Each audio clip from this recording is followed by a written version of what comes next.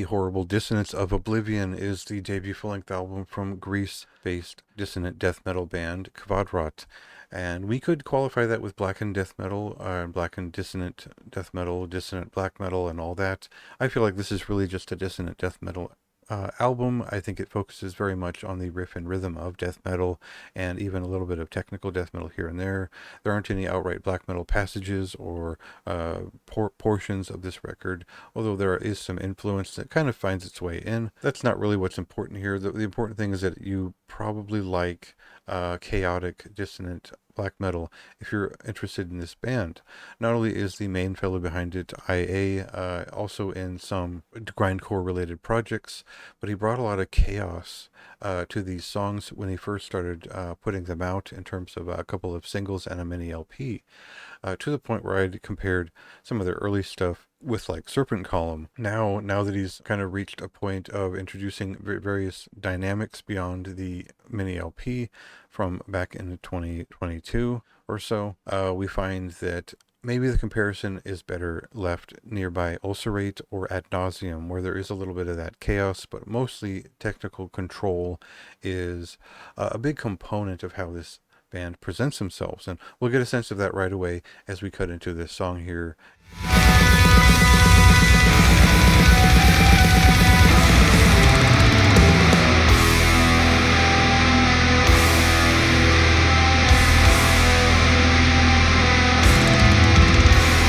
So there is such a constricted level of control over every aspect of this record, and I think it starts with the programmed drums. They're quite well done, but I think that they leave a certain stiffness of movement, no matter how expertly produced they are.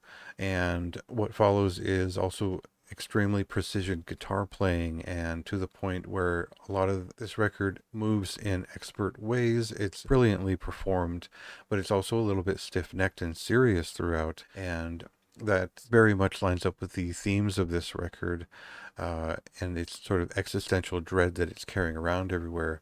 But it doesn't have that kind of a loose thrashing movement of like a Suffering Hour record.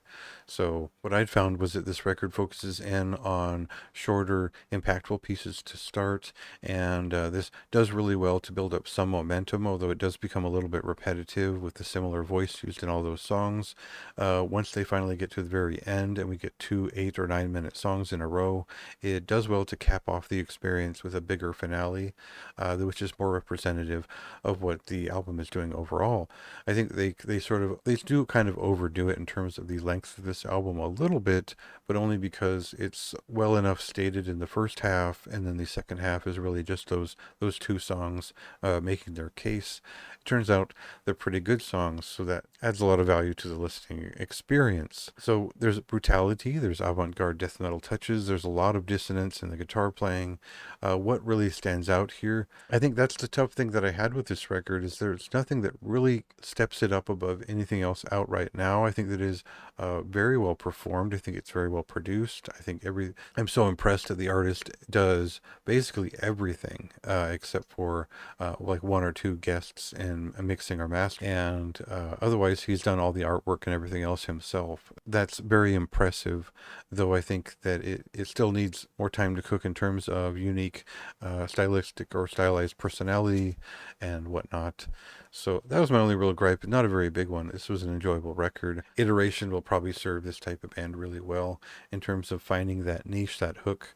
What's more personal about this beyond the actual statements involved in terms of the lyrics and whatnot. So no real complaints here. I think this artist still has a little ways to go, but this is a fine result to start with in terms of a full-length realized, and I know there's a lot of support behind it, so well worth checking out if you're a fan of this style of modern avant-garde black death metal. Go ahead and check this out for yourself. It released yesterday on the 4th of April, and go ahead and read the review if you'd like more information and my thoughts on the record.